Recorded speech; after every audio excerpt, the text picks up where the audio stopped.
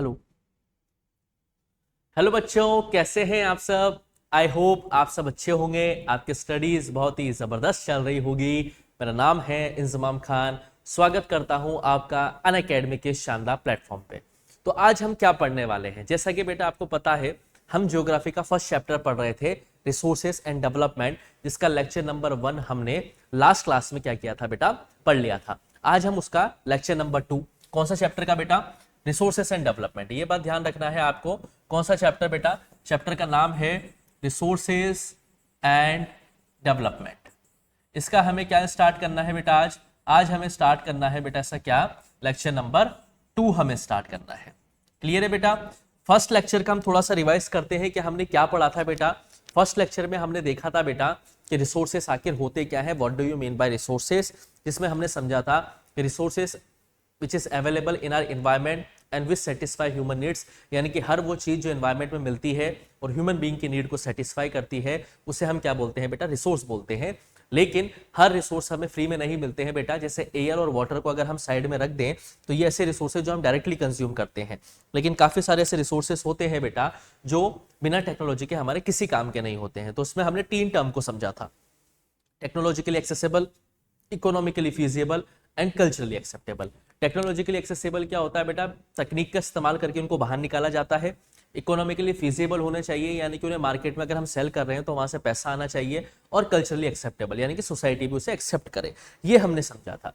दूसरा हमने ये समझा था बेटा कि किस तरीके से एक इंटरडिपेंडेंट रिलेशनशिप है नेचर, टेक्नोलॉजी और इंस्टीट्यूशंस का, जिसमें हमने बात करी थी, ट्राइंगल से समझा था बेटा हमने, है ना। एक चार्ट हमने ऐसा बनाया था बेटा जिसमें हमने नेचर समझा था बेटा कि नेचर से ह्यूमन बीइंग क्या करता है बेटा, रिसोर्स को एक्सट्रैक्ट करता है, टेक्नोलॉजी के जरिए उसे कंज्यूमेबल बनाता है, और इंस्टीट्यूशंस के जरिए क्या करता है बेटा, उसे मार्केट में सेल करता है। ये चीज बेटा हमने समझी थी कहां पे बेटा, फर्स्ट लेक्चर में। क्लियर बेटा। उसके बाद हमने बात करी थी बेटा क्लासिफिकेशन ऑफ रिसोर्सेज के बारे में, कि रिसोर्स क्लासिफिकेशन किस आधार पर किया जाता है, जिसमें हमने 4 टाइप समझे थे बेटा। On the basis of origin, जिसमें हमने बायोटिक अबायोटिक समझा था। ऑन द बेसिस ऑफ एक्सॉस्टिबिलिटी, जिसमें हमने रिन्यूएबल और नॉन रिन्यूएबल रिसोर्सेज समझा था। On the basis of ownership, जिसमें हमने individual, community owned resources, national resources और इंटरनेशनल रिसोर्सेज समझा था। और एक 4th क्लासिफिकेशन हमने समझा था on the basis of status of development, जिसमें हमने potential resources, developed resources, stock और रिजर्व्स के बारे में बात करी थी। ये फर्स्ट लेक्चर का मैंने आपको एक मोटा मोटा से क्या दे दिया बेटा, एक आइडिया दे दिया है, रिवीजन करवा दिया है, जो कि हमने फर्स्ट लेक्चर में पढ़ा था। आज हम सेकंड लेक्चर इसका स्टार्ट करने वाले हैं। तो सेकंड लेक्चर में हमारा जो टॉपिक रहने वाला है वो क्या रहने वाला है बेटा, फर्स्ट हमारा टॉपिक डेवलपमेंट ऑफ रिसोर्सेज। क्या रहने वाला है बेटा हमारा टॉपिक, डेवलपमेंट ऑफ रिसोर्सेज। क्या है सर ये डेवलपमेंट ऑफ रिसोर्सेज, क्या मतलब है इसका। चैप्टर का तो नाम है रिसोर्सेस एंड डेवलपमेंट, यानी कि रिसोर्सेस है तो डेवलपमेंट है, लेकिन अब हम टॉपिक पढ़ रहे हैं डेवलपमेंट ऑफ रिसोर्सेज। बेटा इतनी सारी चीजें हमने फर्स्ट लेक्चर में पढ़ी, तो इससे हमें समझ में आ गया है कि रिसोर्सेस एक बहुत ही क्रूशियल पार्ट है बेटा हमारी इकोनॉमी का, हमारी इकोनॉमी की डेवलपमेंट के लिए। इसलिए रिसोर्सेस का डेवलपमेंट करना बहुत जरूरी है। तो सबसे पहला सवाल ये निकल के आता है कि सर रिसोर्सेस का डेवलपमेंट करना क्यों जरूरी है, वाई। ठीक है, why is it necessary to conserve the resources. सवाल पहला निकल के आता है कि क्यों जरूरी है रिसोर्सेज का कंजर्वेशन करना। बिकॉज अगर हम समझे इसको थ्योरेटिकल लैंग्वेज में, because there is an indiscriminate use of resources, there is an indiscriminate use of resources by the few individuals.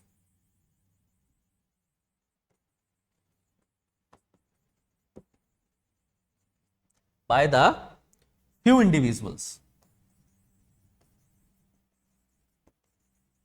क्या बात करी बेटा कि जो रिसोर्सेस हमें सोसाइटी के अंदर मिलते हैं बेटा, आप किसी भी सोसाइटी का सिनारियो अगर आप देखेंगे गौर से, तो आप ये देखेंगे कि माइनॉरिटी में जो होगी पॉपुलेशन, यानी कि मेजोरिटी में जो पॉपुलेशन होगी, जिनकी पॉपुलेशन ज्यादा होगी वो कम पैसे वाली होगी, और माइनॉरिटी ऑफ द पॉपुलेशन जो है वो ज्यादा पैसे वाली होगी। यानी कि आप किसी भी कंट्री का सिनारियो देखेंगे तो रिचर सेक्शन के जो लोग हैं वो आपको कम संख्या में मिलेंगे, और जो मिडिल क्लास और गरीब सेक्शन के लोग हैं वो आपको ज्यादा संख्या में मिलेंगे। वो ही इंडिया और पूरे वर्ल्ड में हर एक कंट्री के ऊपर ये सिचुएशन एप्लीकेबल होती है। तो वो क्या है बेटा, इनडिस्क्रिमिनेट यूज करते हैं बेटा रिसोर्सेस का। क्या लिखा हुआ है बेटा, रिसोर्सेस का डेवलपमेंट करना क्यों जरूरी है, because there is an indiscriminate use of resources by the few individuals. कुछ चुनिंदा लोगों के जरिए, कुछ चंद लोगों के जरिए जो रिसोर्सेज हमारी सोसाइटी में पाए जाते हैं या कंट्री में पाए जाते हैं, उनका इनडिस्क्रिमिनेट यूज किया जा रहा है। इनडिस्क्रिमिनेट का मतलब क्या होता है बेटा, बिना किसी भेदभाव के उनका रिसोर्सेज का इस्तेमाल किया जा रहा है, या हम कह सकते हैं उनका ओवर एक्सप्लॉयटेशन किया जा रहा है। किनका बेटा, रिसोर्सेज का। तो सर क्या हुआ, अगर इनडिस्क्रिमिनेट यूज कर रहे हैं रिसोर्सेज का कुछ फ्यू इंडिविजुअल्स, तो उससे क्या समस्याएं निकल के आती है, उससे प्रॉब्लम क्या निकल के आती है। तो अब हम समझेंगे बेटा कि ये जो रिसोर्सेज का इनडिस्क्रिमिनेट यूज हो रहा है, इससे क्या क्या प्रॉब्लम्स निकल के आती है। तो देखते हैं बेटा मुझसे क्या क्या प्रॉब्लम्स निकल के आती है। What are the problems will occur अगर रिसोर्सेज का इंडिस्क्रिमिनेट यूज किया जाता है। तो बेटा तो क्या क्या प्रॉब्लम निकल के आती है बेटा, सबसे पहले प्रॉब्लम निकल के आती है बेटा डेप्लेशन ऑफ रिसोर्सेज। क्या निकल के आता है बेटा, डेप्लेशन ऑफ रिसोर्सेज। कुछ चुनिंदा अमीर आदमी या कुछ चुनिंदा रिचर सेक्शन सोसाइटी के लोग रिसोर्सेज का इतना इनडिस्क्रिमिनेटली यूज कर रहे हैं बेटा कि जो हमारे रिसोर्सेज हैं, जो हमारे इंपॉर्टेंट रिसोर्सेज हैं, जो कंट्री की इकोनॉमी में बहुत ज्यादा कंट्रीब्यूट करते हैं, वो अब खत्म होने की कगार पे आ गए हैं। किस कगार पे आ गए हैं बेटा, खत्म होने की कगार पे आ गए हैं। रिसोर्सेज अब खत्म होने की कगार पे आ गए हैं। पहली प्रॉब्लम हमें ये निकल के आती है। दूसरा क्या है बेटा, accumulation of resources, accumulation of resources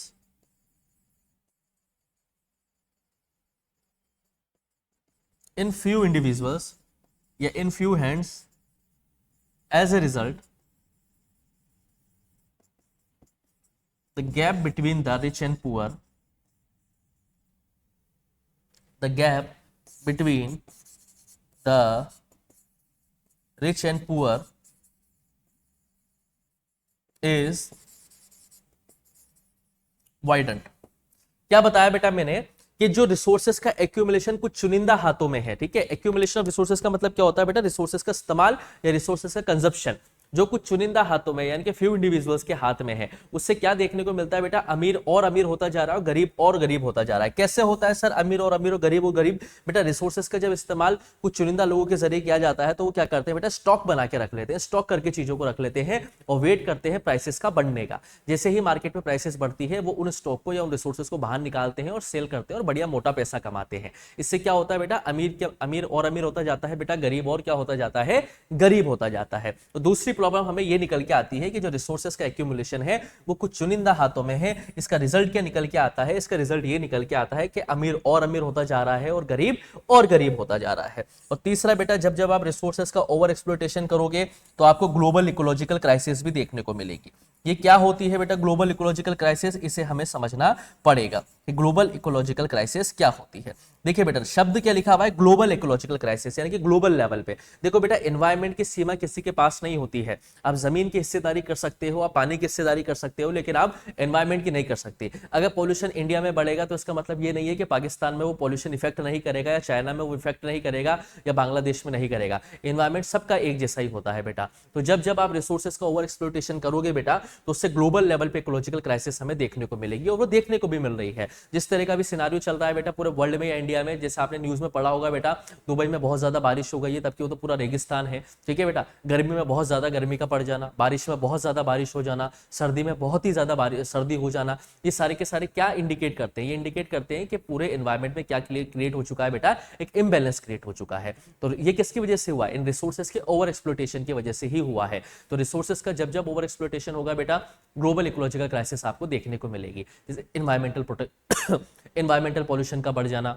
global warming का बढ़ना बेटा। ग्लोबल वार्मिंग बढ़ती है तो ग्लेशियर्स मेल्ट होते हैं बेटा, और ग्लेशियर्स मेल्ट होंगे बेटा तो सी लेवल बढ़ेगा, सी लेवल बढ़ेगा बेटा तो सबसे पहले कोस्टल एरियाज में बाढ़ आएगी बेटा। और फिर जो लोग डिमांड करते हैं ना कि हमें तो सी फेसिंग बंगलो चाहिए, तो सबसे पहले लोग सी फेसिंग बंगलो ही बेटा उस समुद्र की चपेट में आते हैं बेटा। तो ये ग्लोबल इकोलॉजिकल क्राइसिस होती है। ओजोन लेयर का डेप्लेशन होना, ग्लोबल वार्मिंग का बढ़ना, एनवायरमेंट में CO2 का इंक्रीज होना, एनवायरमेंटल पॉल्यूशन बढ़ना, डिफॉरेस्टेशन, ये सारी की सारी चीजें क्या है बेटा, ग्लोबल इकोलॉजिकल क्राइसिस को इंडिकेट करती है। तो हमें रिसोर्सेज का डेवलपमेंट करना क्यों जरूरी है, because there is an indiscriminate use of resources, और उससे क्या प्रॉब्लम निकल के आती है वो हमने 3 पॉइंट्स में यहाँ पे समझने की कोशिश करी है। नोट करिए बेटा इसको, फिर आगे चलते हैं।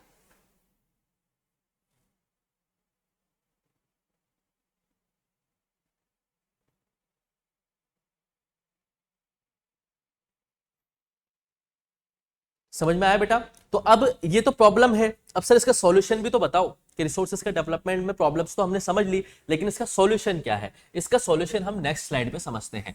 सॉल्यूशन क्या है बेटा, देखिए सॉल्यूशन क्या है, जब रिसोर्सेज इक्वली डिस्ट्रीब्यूट कर दोगे बेटा तो सारी प्रॉब्लम क्या हो जाएगी बेटा, सॉल्व हो जाएगी। अभी क्या बात हो रही थी बेटा, डेवलपमेंट रिसोर्सेज का करना क्यों जरूरी है, क्योंकि इनडिस्क्रिमिनेट यूज किया जा रहा है रिसोर्सेज का बाय द फ्यू इंडिविजुअल्स। भाई संसाधन तो ह्यूमन बीइंग की नीड को सेटिस्फाई करने के लिए दिए गए हैं प्रकृति ने हमें, तो ह्यूमन बीइंग की नीड सेटिस्फाई होनी चाहिए, लेकिन यहाँ पे तो कुछ फ्यू इंडिविजुअल्स की नीड सेटिस्फाई हो रही है, तो वो बात अच्छी नहीं है बेटा। तो सॉल्यूशन क्या है बेटा, इक्वल डिस्ट्रीब्यूशन ऑफ रिसोर्सेज। जब आप इक्वल डिस्ट्रीब्यूशन ऑफ रिसोर्सेज कर दोगे, या हम कह सकते हैं इक्विटेबल डिस्ट्रीब्यूशन ऑफ रिसोर्सेज, तब जाके बात क्या होगी बेटा, क्लियर होगी। समझ में आया या नहीं आया बेटा बात?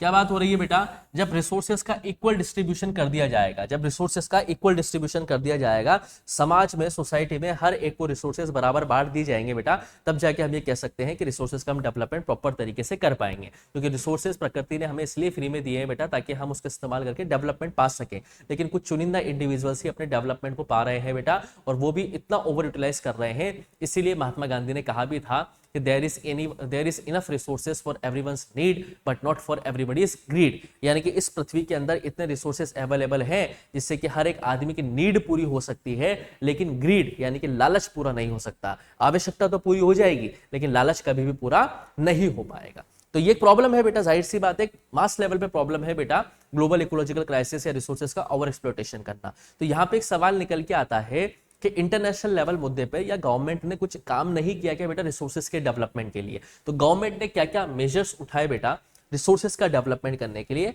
वो हम एक एक करके समझेंगे। पहला मेजर क्या है बेटा रिसोर्सेज का डेवलपमेंट करने के लिए बेटा, सस्टेनेबल डेवलपमेंट। क्या उठाएंगे बेटा, सबसे पहला पॉइंट हम बात करेंगे बेटा किसकी, सस्टेनेबल डेवलपमेंट। किसकी बात करेंगे बेटा, हम सबसे पहले सस्टेनेबल डेवलपमेंट की बात करेंगे। सर ये सस्टेनेबल डेवलपमेंट क्या होता है? देखो डेवलपमेंट, रिसोर्सेज का डेवलपमेंट करने का एक सिंपल प्रोसीजर है बेटा सस्टेनेबल डेवलपमेंट। सस्टेनेबल डेवलपमेंट का मतलब ये होता है बेटा कि रिसोर्सेज का इस्तेमाल करना है विदाउट डैमेजिंग द एनवायरमेंट, या फिर रिसोर्सेज को इतना इस्तेमाल करना है कि आपकी नीड भी पूरी हो जाए और भविष्य के लिए भी उस रिसोर्स को छोड़ दिया जाए। समझ पा रहे हो नहीं समझ पा रहे हो बेटा? देखो सस्टेनेबल डेवलपमेंट क्या होता है, means development should take place without damaging the environment, without damaging the environment।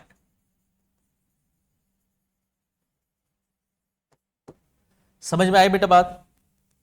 क्या बात हो रही है ये कि सस्टेनेबल डेवलपमेंट का मतलब क्या होता है कि डेवलपमेंट तो हो लेकिन वो बिना पर्यावरण को नुकसान पहुंचाए बिना हो, ठीक है, यानी कि पर्यावरण को नुकसान नहीं पहुंचाना है। और इसका मतलब एक और ये होता है बेटा, जैसे पानी है, अब अपन पानी को पियेंगे तो सही, पानी नहीं पियेंगे तो हम मर जाएंगे, लेकिन रिसोर्सेज का इस्तेमाल इस तरीके से करना है कि आपकी प्रेजेंट की नीड भी पूरी हो जाए और भविष्य की जनरेशंस के लिए भी हम उसे क्या करते हैं बेटा, छोड़ दें। जैसे हमने रिजर्व स्टॉक पढ़ा था बेटा, water in the dams, reserves में हम पढ़ा था, ठीक है बेटा, जैसे पानी से हाइड्रो इलेक्ट्रिसिटी बनाई जाती है, तो वो ऐसा रिसोर्स है बेटा जिसे हमने भविष्य के लिए छोड़ दिया गया है। वो क्या कहलाता है बेटा, सस्टेनेबल डेवलपमेंट कहलाता है। यानी कि पानी की प्यास लग रही है तो पानी तो पी लो ताकि आपकी नीड पूरी हो जाए, लेकिन ज्यादा पानी वेस्ट नहीं करना है ताकि भविष्य की जनरेशन भी उसका इस्तेमाल कर सके। तो पहला मेजर क्या उठाया बेटा सभी देशों की सरकारों ने, सस्टेनेबल डेवलपमेंट की। डेवलपमेंट तो होना चाहिए but without damaging the environment, यानी कि वो पर्यावरण को नुकसान नहीं पहुंचाए, और साथ के साथ सस्टेनेबल डेवलपमेंट का मतलब ये भी होता है कि आपकी प्रेजेंट की नीड भी पूरी हो जाए, उसे भी कॉम्प्रोमाइज ना करना पड़े, और साथ के साथ ही हम फ्यूचर जनरेशन के लिए भी क्या कर दें बेटा, उसको छोड़ दें।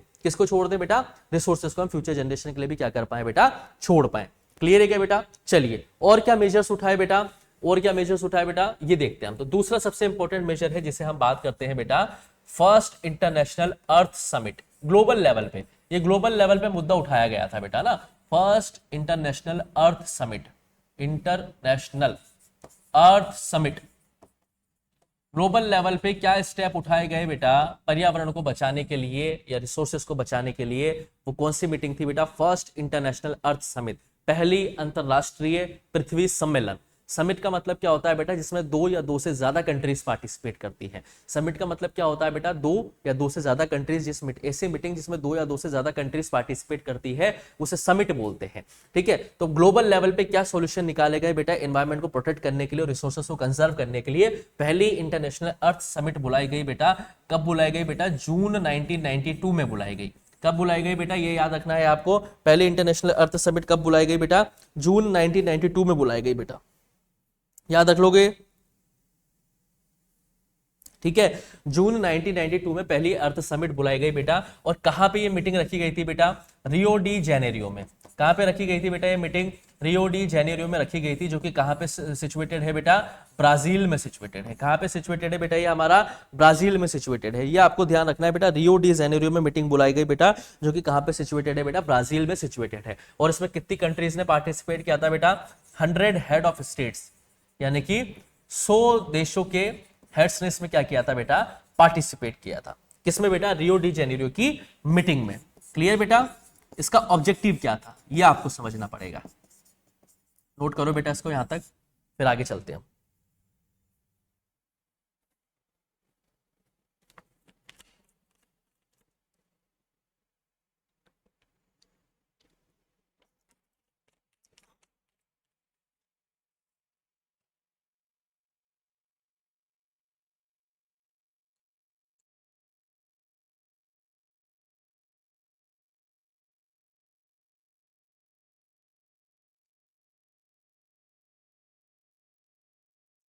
समझे बेटा? ऑब्जेक्टिव क्या था बेटा इसका? Environmental protection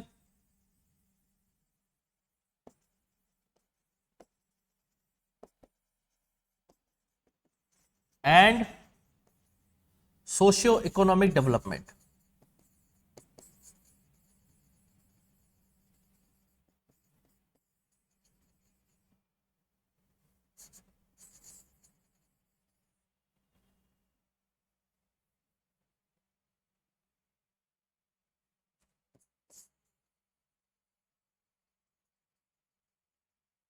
eight global level.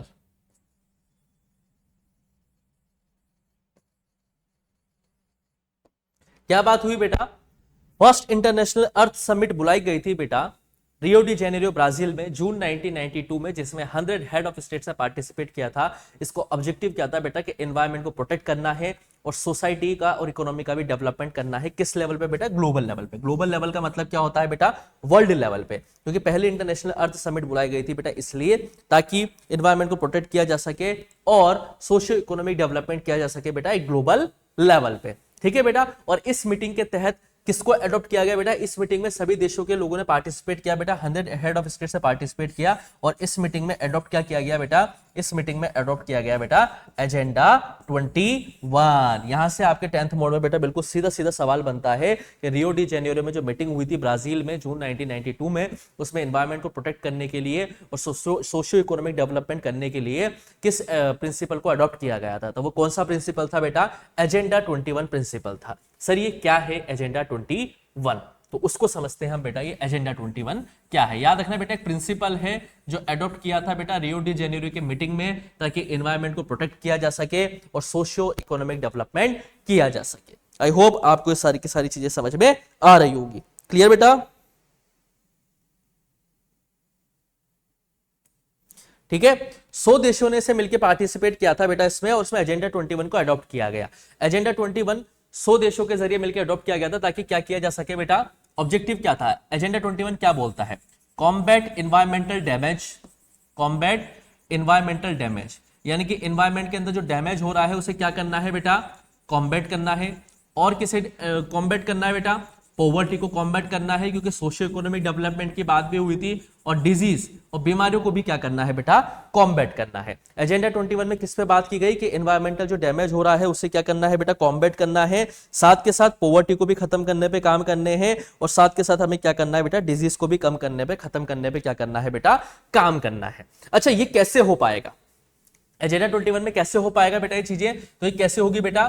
Through mutual cooperation. यानी कि अगर मेरे को आपकी जरूरत पड़ी तो आपने मेरी मदद कर दी, और आपको मेरी जरूरत पड़ी तो मैंने आपकी मदद कर दी। म्यूचुअल कॉपरेशन के थ्रू, है ना, और शेयर्ड रिस्पॉन्सिबिलिटीज, जिम्मेदारियों को बांटते हुए हमें क्या करना है बेटा, कॉम्बैट करना है एनवायरमेंटल डैमेज को, और साथ के साथ हमें पॉवर्टी और डिजीज को भी क्या करना है, खत्म करना है। और एजेंडा 21 में एक बात और की गई थी कि लोकल लेवल पे आदमी या लोकल लेवल पे गवर्नमेंट जो है अपना लोकल एजेंडा 21 भी क्या कर सकती है बेटा, बना सकती है, क्योंकि लोकल लेवल की जो प्रॉब्लम्स है वो लोकल लेवल की गवर्नमेंट ही समझती है। तो इसमें क्या बात की गई कि हर एक गवर्नमेंट या हर एक कंट्री अपना लोकल लेवल पे एक लोकल एजेंडा 21 भी क्या कर सकती है बेटा, बना सकती है। क्लियर बेटा? तो इस एजेंडा 21 पे सभी ने सहमति जताई। एजेंडा 21 एक प्रिंसिपल है जिसमें बात की गई बेटा एनवायरमेंटल डैमेज को कॉम्बैट करने की, पॉवर्टी को, डिजीज को कॉम्बैट करने की। कैसे करेंगे?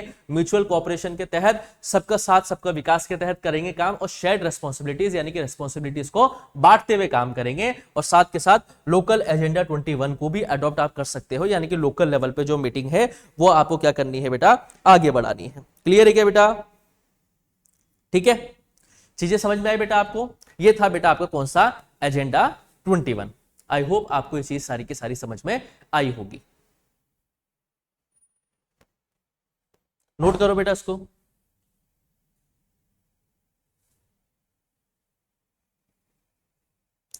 चलिए बेटा आगे समझे बेटा, इसके बाद और क्या टॉपिक आता है समझते हैं बेटा। एजेंडा 21 आई होप आपको समझ में आया हो। अब हम नेक्स्ट टॉपिक क्या पढ़ेंगे बेटा, रिसोर्स प्लानिंग। क्या पढ़ेंगे बेटा, रिसोर्स प्लानिंग। ये रिसोर्स प्लानिंग क्या चीज है सर? देखिए बेटा, रिसोर्स को डेवलपमेंट करने के लिए प्लानिंग करना बहुत जरूरी है। अच्छा, प्लानिंग क्यों करनी है? बिकॉज प्लानिंग क्यों करनी है ये आपको पता है बात बेटा, बिकॉज देयर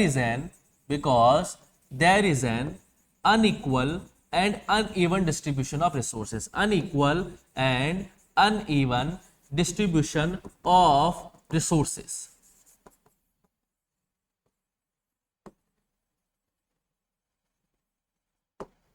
क्या बात हुई है बेटा, समझो इसको, फिर आगे चलते हैं।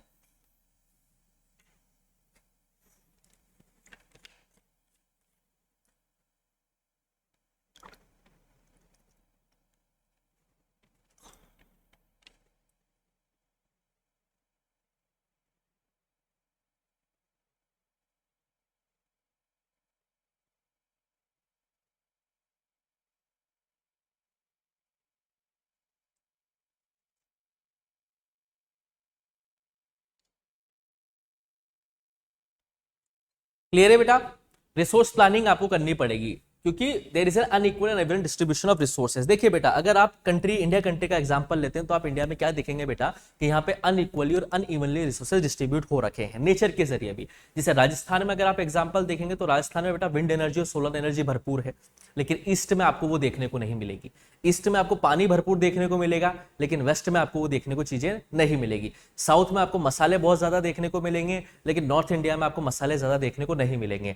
कोल, आयरन, कॉपर जो है वो आपको झारखंड, छत्तीसगढ़, उड़ीसा वाली बेल्ट में ज्यादा देखने को मिलेंगे, लेकिन वो अदर स्टेट्स में नहीं है। तो क्या अगर कोल और आयरन और झारखंड, छत्तीसगढ़, उड़ीसा में ही पाया जाता है तो क्या सिर्फ वो वहीं तक ही सीमित रखें? क्या नेशन का डेवलपमेंट कब होगा? नेशन का डेवलपमेंट जब होगा जब वहां के रिसोर्सेज पूरी कंट्री में क्या हो बेटा, इक्वली डिस्ट्रीब्यूट हो। और जिस तरह का हम सिनारियो देख रहे हैं इंडिया के अंदर, तो किसी स्टेट में कोई रिसोर्स बहुत ज्यादा मिल रहा है, किसी स्टेट में कोई रिसोर्स बिल्कुल कम मिल रहा है। अब राजस्थान में सोलर एनर्जी और विंड एनर्जी स्कोप बहुत ज्यादा है, सोलर एनर्जी और विंड एनर्जी का स्कोप बहुत ज्यादा है बेटा, तो इसका मतलब ये थोड़ी कि उस पर अधिकार सिर्फ राजस्थान का ही हो गया है। राजस्थान अकेला कैसे आगे बढ़ जाएगा जब तक कि नेशन आगे नहीं बढ़ेगा? तो नेशन कब आगे बढ़ेगा बेटा, जब हम उस रिसोर्सेज को इक्वली डिस्ट्रीब्यूट करें ओवर द कंट्री।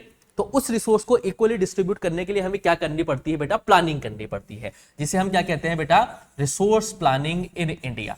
उसे हम क्या कहते हैं बेटा, रिसोर्स प्लानिंग इन इंडिया। तो अब हम समझेंगे बेटा कि रिसोर्सेस को इक्वली डिस्ट्रीब्यूट करने के लिए इंडिया में किस तरीके से प्लानिंग चलती है, या इंडिया में किस तरीके की प्लानिंग का इस्तेमाल किया गया रिसोर्सेस को इक्वली डिस्ट्रीब्यूट करने के लिए। यह आपको सबसे पहले यहां पे समझना पड़ेगा। देखिए बेटा, मैंने फिर क्या बताया, रिसोर्स प्लानिंग क्यों करनी है, क्योंकि रिसोर्सेज जो है इक्वली अनइक्वली और अनइवनली डिस्ट्रीब्यूट हो रखे हैं। किसी स्टेट में कोई रिसोर्स बहुत ज्यादा पाया जाता है, किसी स्टेट में कोई रिसोर्स बहुत ही कम पाया जाता है। तो इक्वली नेशन का डेवलपमेंट कब होगा बेटा, जब वो रिसोर्सेज क्या हो बेटा, इक्वली डिस्ट्रीब्यूट हो सभी जगह पे। लेकिन ऐसा नहीं है बेटा, तो हमें क्या करना पड़ेगा, इक्वल और इवनली डिस्ट्रीब्यूट करना पड़ेगा। तो उसके लिए हमें प्लानिंग करनी पड़ेगी। और इंडिया के अंदर जो हम रिसोर्स प्लानिंग करते हैं बेटा, वो 3 स्टेप्स में करी जाती है। कितने स्टेप्स में करी जाती है बेटा, 3 स्टेप्स में करी जाती है। इन 3 स्टेप्स के बाद हम ये कह सकते हैं कि इंडिया के अंदर रिसोर्सेज इक्वली और इवनली डिस्ट्रीब्यूट हो चुके हैं। तो क्या क्या स्टेप है सर? वो सबसे पहला स्टेप जो कि आपको समझना है, पहला स्टेप क्या है बेटा, पहला स्टेप है आइडेंटिफाई करना। किसका आइडेंटिफाई करना? रिसोर्सेस का आइडेंटिफाई करना। सबसे पहला क्या बेटा, सबसे पहला स्टेप क्या है, मैं शॉर्ट शॉर्ट में बता रहा हूं बेटा आपको, लिख शॉर्ट में रहा हूं, बता पूरा डिटेल में रहा हूं। तो सबसे पहले क्या करना है बेटा, आइडेंटिफाई करना है कि किस जगह पे कौन सा रिसोर्स किस क्वालिटी का कितनी क्वांटिटी में पाया जाता है। प्लानिंग कर रहे हैं ताकि इक्वली डिस्ट्रीब्यूट किया जा सके। पहला स्टेप क्या है बेटा, आइडेंटिफाई करो रिसोर्सेस को कि कहां पे किस जगह पे किस क्वालिटी का कितनी क्वांटिटी में रिसोर्स पाया जाता है। सबसे पहला ये आइडेंटिफाई कर लिया, उसके बाद की जाएगी बेटा प्लानिंग। उसके बाद क्या की जाएगी बेटा, प्लानिंग। प्लानिंग किस चीज की? प्लानिंग ये कि जहां पे जो रिसोर्सेस पाया जा रहा है उसे किस टेक्नोलॉजी से, किस स्किल्स के लोगों से, कैसे इंस्टीट्यूशंस के साथ उसे बाहर निकाला जाए। पहले तो ये पता लगा लिया, पहला स्टेप क्या है बेटा, आइडेंटिफाई करना रिसोर्सेस को कि कहां पे किस जगह पे कितनी क्वांटिटी में किस क्वालिटी का रिसोर्सेस पाया जाता है, पता लगा लिया। दूसरा क्या है, प्लानिंग करना। प्लानिंग किस चीज की? उस रिसोर्स को बाहर निकालना। अब बाहर निकालने के लिए टेक्नोलॉजी चाहिए, ह्यूमन बीइंग की स्किल्स चाहिए और इंस्टीट्यूशन सेटअप करने पड़ेंगे, यानी कि फैक्ट्रीज वगैरह सेटअप करनी पड़ेगी। तो दूसरा स्टेप क्या है बेटा, प्लानिंग करना कि उस रिसोर्स को कैसे बाहर निकालना है, क्या टेक्नोलॉजी लगेगी, क्या स्किल्स लगेंगे, किस तरह का मैप होगा, किस तरह के इंस्टीट्यूशन सेटअप किए जाएंगे, वो हमें यहाँ पे लॉजिक लगाना पड़ेगा, यानी कि प्लानिंग करनी पड़ेगी। जब प्लानिंग हमारे पास प्रॉपर हो जाएगी और जब रिसोर्सेस हमारे पास बाहर निकल के आ जाएंगे तो उसे हमें क्या करना पड़ेगा बेटा, नेशन के डेवलपमेंट के लिए इस्तेमाल करना पड़ेगा। नेशन डेवलपमेंट क्या करना पड़ेगा, मतलब जो बेटा रिसोर्स आ जाएंगे हमारे पास उसे जहां पे जितनी नीड है इक्वल डिस्ट्रीब्यूट कर देना है कंट्री के अंदर, ताकि कंट्री की इकोनॉमी ग्रो हो सके। समझ में आया या नहीं आया बेटा? 3 स्टेप्स होते हैं बेटा रिसोर्स प्लानिंग के। सबसे पहला होता है बेटा आइडेंटिफाई करना कि कहां पे कितना रिसोर्स किस क्वालिटी का कितनी क्वांटिटी में पाया जाता है। दूसरा फिर प्लानिंग करना है कि उस रिसोर्स को कैसे बाहर निकालना है, किस टेक्नोलॉजी से, किस स्किल्स के लोगों के साथ, कैसे इंस्टीट्यूशंस वहां पे सेटअप करने हैं। और फिर तीसरा, जब वो रिसोर्स हमारे पास आ जाए तो उसे नेशन के डेवलपमेंट के लिए इस्तेमाल करना है। और नेशन के डेवलपमेंट के लिए कैसे इस्तेमाल करेंगे, जब उस रिसोर्स का इक्वली डिस्ट्रीब्यूशन हो जाएगा। आई होप आपको ये चीज समझ में आई होगी बेटा। नोट करो उसको, फिर आगे चलते हैं।